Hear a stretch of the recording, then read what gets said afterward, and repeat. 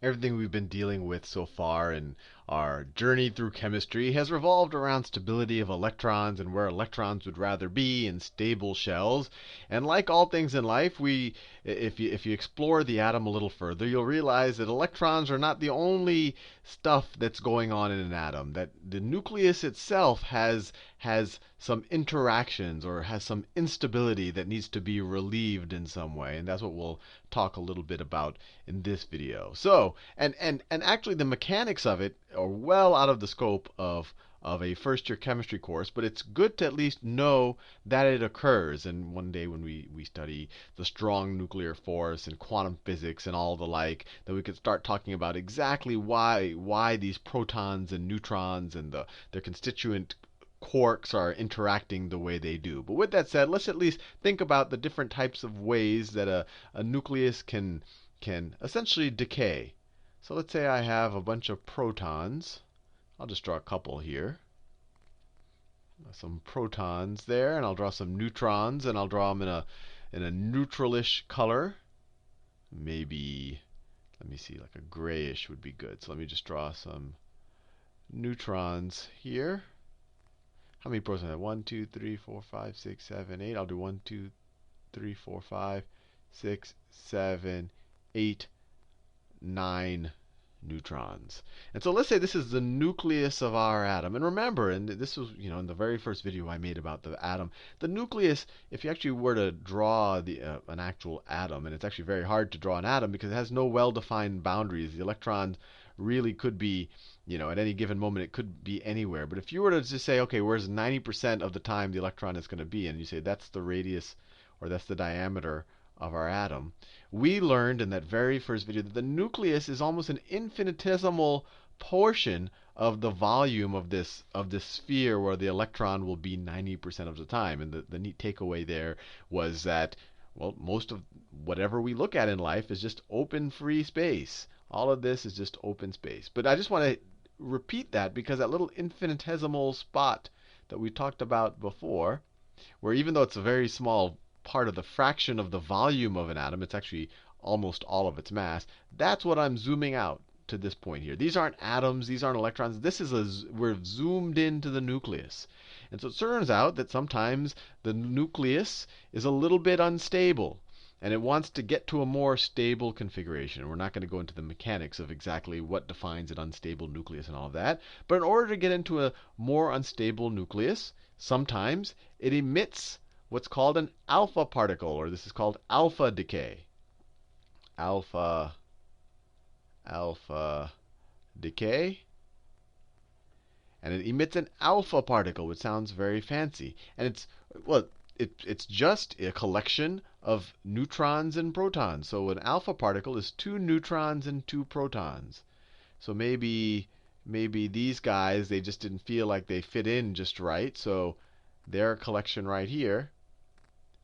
And they get emitted. They leave the nucleus. So let's just think what happens to an atom when something like that happens. So let's just say I have some random element. I'll just call it element E. Let's say it has p protons. Actually, let me do it in the color of my protons.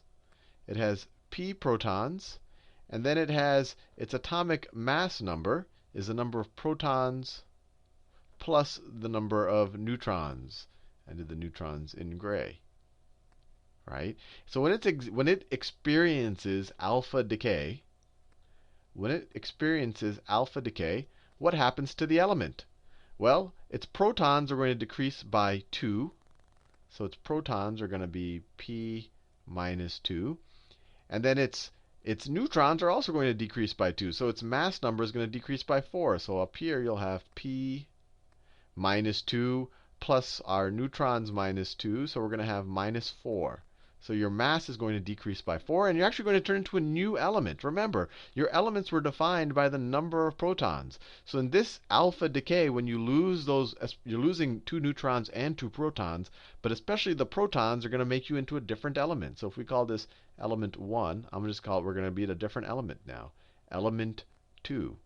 And if you think about what's generated, so we're emitting something that has 2 protons, and it has 2 neutrons. So its mass is going to be the mass of the 2 protons and 2 neutrons. So what are we emitting? We're emitting something that has a mass of 4. So if you look at what is 2 protons and 2 neutrons, actually I don't have the periodic table on I forgot to cut and paste it before this video, but it doesn't take you long on the periodic table to find an element that has 2 protons, and that's helium, and it actually has an atomic mass of 4. So this is actually a helium nucleus that gets emitted with alpha decay. This is actually a helium nucleus. A helium nucleus. And because it's a helium nucleus and it has no electrons to bounce off its 2 protons, you would call this would be a helium ion. So it would essentially it has no electrons, it has 2 protons, so it has a +2 charge. +2 charge. So an alpha particle is really just a helium ion, a +2 charged helium ion that is spontaneously emitted by a nucleus just to get to a more stable state. Now that's one type of decay. Let's explore the other ones. So let me draw another nucleus here. I'll draw some neutrons. I'll just draw some protons. So it turns out sometimes that a neutron doesn't feel comfortable with itself. It wishes that it looks at what the protons do on a daily basis and says, you know what? For some reason, when I look into my heart, I feel like I really should be a proton. If I were a proton, the entire nucleus would be a little bit more stable. And so what it does is, to become a proton, remember, a neutron has neutral charge. So what it does is it emits an electron. And I know you're saying, Sal, that's crazy. I didn't even know neutrons had electrons in them and all of that. And I agree with you. It is crazy. And one day we'll study all of what exists inside of the nucleus. But let's just say that it can emit an electron. And when it emits an electron, so this emits an electron. So it emits an electron. And we signify that with its mass is 0. We know an electron really doesn't have a 0 mass, but we're talking about atomic mass units. If the proton is 1, an electron is 1/1836th of that. So we just round it. We say it has a mass of 0. Its mass really isn't 0. Its mass, and its charge is -1. Its atomic, you can kind of say its atomic number is -1. So it emits an electron, and by emitting an electron, instead of being neutral, now it turns into a proton. It turns into a proton. And so this is called beta decay. Beta decay. Beta decay. And a beta particle is really just that emitted electron. So let's go back to our little case of an element. It has some number of protons, and then it has some number of neutrons. So you add the protons and the neutrons, and you get your mass number. When it experiences beta decay, what happens?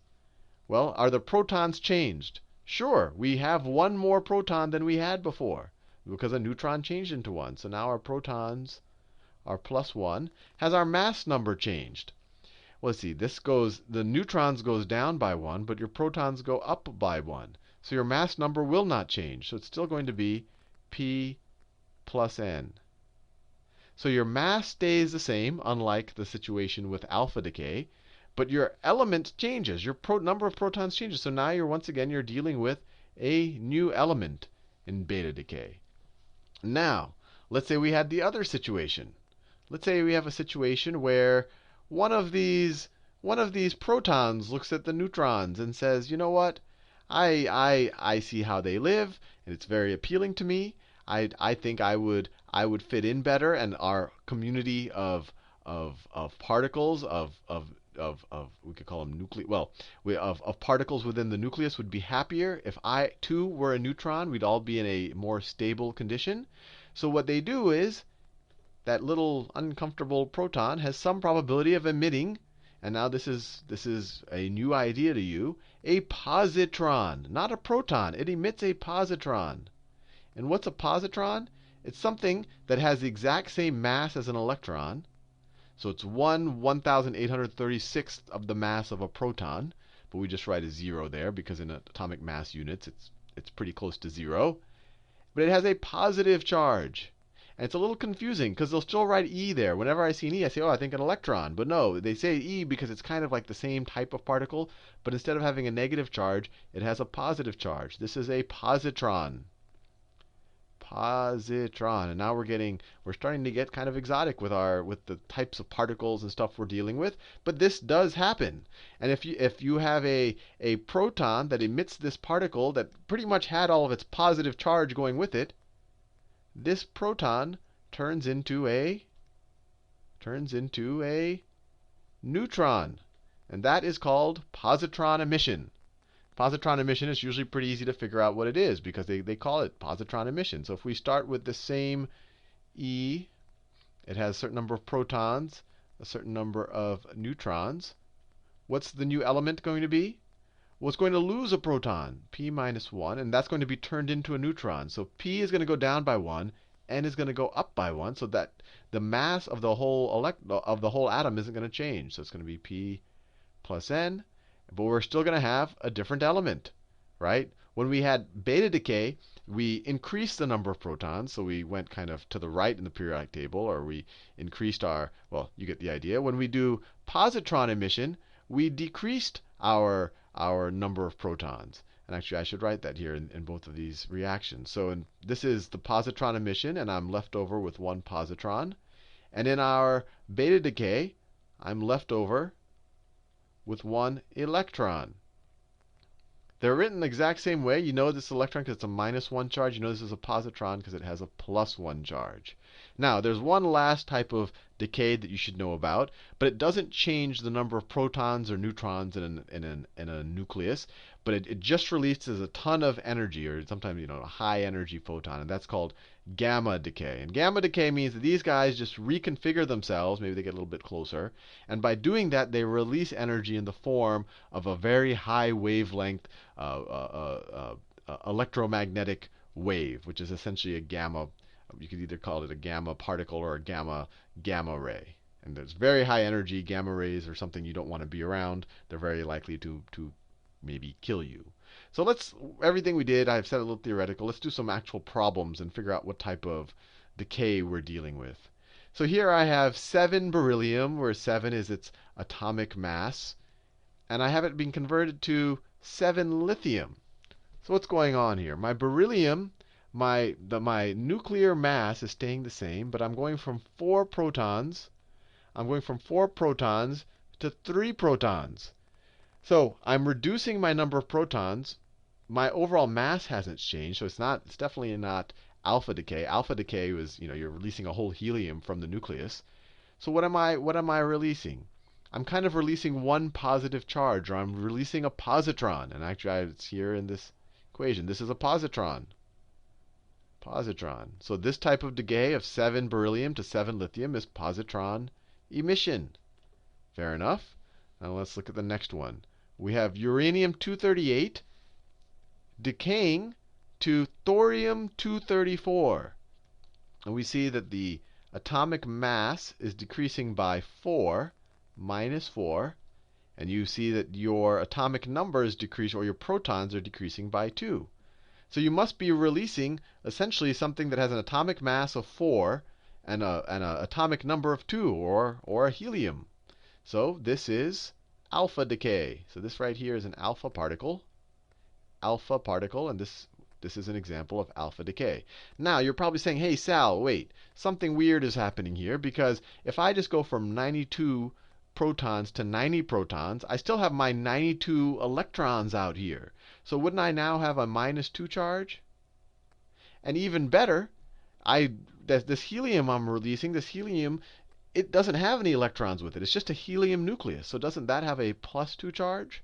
And if you said that, you would be absolutely correct. But the reality is that right when this decay happens, this thorium, it has no reason to hold on to those 2 electrons. So those 2 electrons disappear and thorium becomes neutral again. And this helium, likewise, it is very quick. It really wants 2 electrons to get stable, so it's very quick to grab 2 electrons out of the wherever it's bumping into, and so that becomes stable. So you could write it either way. Now let's do another one. So here I have iodine release. Let's see what's happening. My mass is not changing. So I must just have protons turning into neutrons or neutrons turning into protons. And I see here that I have 53 protons, and now I have 54 protons. So a neutron must have turned into a proton. A neutron must have gone to a proton. And the way that a neutron goes to a proton is by releasing an electron. And we see that in this reaction right here. An electron has been released. And so this is beta decay. This is a beta particle. Beta. This is beta decay. And that same logic holds. You're like, hey, wait, I just went from 53 to 54 protons. Don't I have, now that I have this extra proton, won't I have a positive charge here? Well, you would, but very quickly this might get, maybe it probably won't get this exact electron. There's so many electrons running around, but it'll grab some electrons from some place to get stable, and then it'll be stable again. But you're completely right in thinking, hey, wouldn't it be an ion for some small amount of time? Now let's do one more. So we have 222 radon.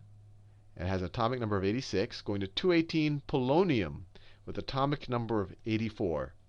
And this is actually just an interesting aside. Polonium is named after Poland because Marie Curie, she at the time, Poland, this was at the turn of the last century, around end of 1800s, Poland didn't exist as a separate country. It was split between Prussia, Russia, and Austria, and they really wanted to let people know that, hey, we think we're one people. So they discovered that when radon decayed, it formed this element. They named it after their motherland, after Poland. So just it's the privileges of discovering new elements. But anyway, back to the problem. So what happened? Our atomic mass went down by 4.